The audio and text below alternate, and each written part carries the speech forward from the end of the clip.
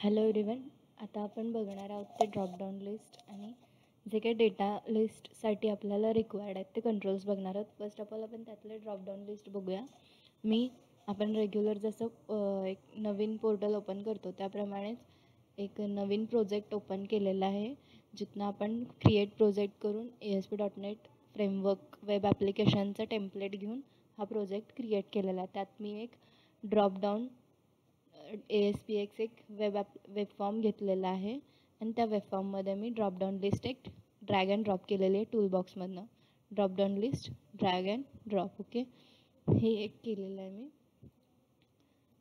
त्यानंतर तुम्ही इथे जाऊन प्रॉपर्टीज चेंज करू शकता. फर्स्ट ऑफ ऑल तुम्ही याची ID चेंज करा, कारण का आपण IDवरनं ॲक्सेस करू शकतो. ओके, DD1 टाकते मी. ड्रॉपडाऊन लिस्ट ही माझी ID असेल त्याची. आता ह्याच्यात मी सगळे एलिमेंट्स ॲड करण्यासाठी आपण इथं छोटासा ॲरो येतो, ह्याच्यावर क्लिक करायचं.